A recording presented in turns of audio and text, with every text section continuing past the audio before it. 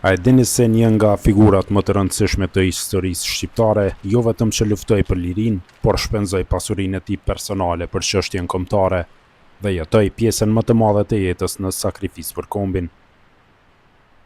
Ky është rrëfimi për Hasan Prishtinën, një nga mendjet më të forta politike shqiptare të fillimshekullit 20.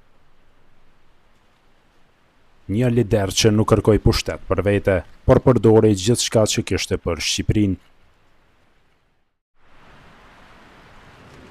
Hasan Prishtina lindi në vitin 1873 në qytetin e Vushtrisë, në një familje të njohur shqiptare me ndikim ekonomik dhe shoqëror, dhe emri i tij lindjes ishte Hasan Berisha, ndërsa mbiemrin Prishtina e mori më vonë si identifikim me vendin.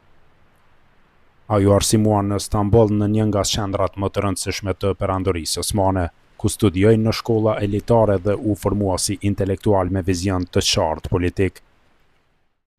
Në një kohë kur shumë shqiptarë nuk kishin mundësi arsimimi, ai ishte ndër të paktët që kishte akses në nivele të larta edukimi, gjë që e bëri një figurë kyçe në zhvillimet politike të kohës. Në vitin 1908, pas revolucionit të gjënturshve, ai u zgjodh deputet në Parlamentin Osman, duke përfaqësuar shqiptarët dhe duke u bërë një nga zërat më të fuqishëm në mbrojtje të drejtave të tyre. Ai kërkoi që shqiptarët të kishin shkolla në gjuhën shqipe, administratë në gjuhën e tyre dhe një nivel autonomie që do të mundësonte zhvillim dhe vetëqeverisje. Në një kohë kur perandoria osmane përpiqej të centralizonte pushtetin, kërkesat e tij ishin të guximshme dhe shpesh të rrezikshme për pozitën e tij politike. Në vitet 1910, 1911 dhe veçanërisht në 1912, shqiptarët organizuan kryengritje të armatosura dhe Hasan Prishtina ishte një nga organizatorët kryesor dhe strategët politik pas tyre. Në vitin 1912, ai hartoi programin e famshëm me 14 pika, një dokument politik shumë i rëndësishëm që kërkonte autonomi administrative për shqiptarët, përdorimin e gjuhës shqipe në administratë dhe arsim, si dhe njohjen e të drejtave të shqiptarëve si një këmbë më vete brenda perandorisë. Ky program u pranua pjesërisht nga autoritetet osmane, gjë që tregoi se sa i madh ishte presioni dhe ndikimi i lëvizjes shqiptare në atë kohë. Por për Hasan Prishtinën, kjo ishte vetëm një hap drejt një qëllimi më të madh, që ishte liria e plotë dhe pavarësia e trojeve shqiptare.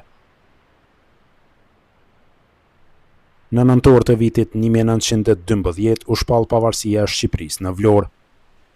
Një moment historik për kombin shqiptar, dhe megjithse Hasan Prishtina nuk ishte fizikisht në atakt, roli i tij në krijimin e kushteve që quan në pavarësi ishte i padiskutueshëm. Ai vazhdoi të punojë për konsolidimin e shtetit shqiptar dhe për mbrojtjen e interesave të shqiptarëve që mbeten jashtë kufijve të Shqipërisë së sapo formuar, veçanërisht në Kosovë. Pas shpalljes së pavarësisë, Shqipëria u përball me një periudhë shumë të vështirë politike, me konflikte të brendshme dhe ndërhyrje të jashtme, dhe Hasan Prishtina mbeti aktiv në këtë skenë të trazuar. Në vitin 1921 ai u bë kryeministër i Shqipërisë, por qeveria e tij zgjati vetëm 5 ditë për shkak të destabilitetit politik dhe përplasjeve të forta mes grupeve të ndryshme të interesit. Edhe pse mandati i tij ishte i shkurtër, ai mbeti një figurë simbolike e një politike të pastër dhe të pakompromis, një njeri që nuk ishte i gatshëm të bënte marrëveshje që dëmtonin interesat kombëtare. Një nga aspektet më të veçanta dhe më të rralla në historinë politike shqiptare është fakti se Hasan Prishtina përdori pasurinë e tij personale për të financuar lëvizjen kombëtare. Ai shpenzoi nga pasuria e familjes së tij për të mbështetur kryengritjet, për të ndihmuar luftëtarët dhe për të financuar aktivitete politike që kishin për qëllim çlirimin dhe avancimin e çështjes shqiptare. Kjo është një ndër arsyet pse ai konsiderohet si një nga figurat më të pastra dhe më të përkushtuara të historisë shqiptare.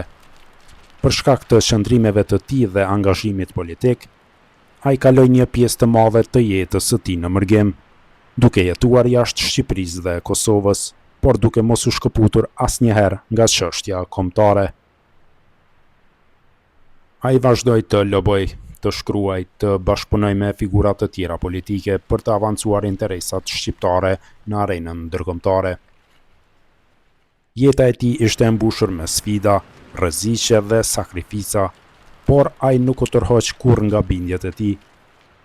Në vitin 1933, Hasan Prishtina u vra në Selanik, në një atentat që i mori jetën një prej figurave më të rëndësishme të historisë shqiptare. Vrasja e tij mbetet një nga ngjarjet më të dhëmshme dhe më të diskutueshme, pasi ai ishte ende një figurë aktive dhe me ndikim në politikën shqiptare.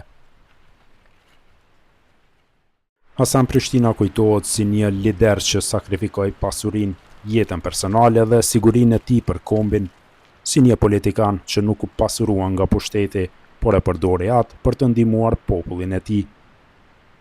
Historia e tij është një kujtesë e fuqishme se liria dhe shteti nuk vijnë pas sakrifica, dhe se pas çdo arritje të madhe qëndrojnë individ që kanë dhënë gjithçka nga vetja.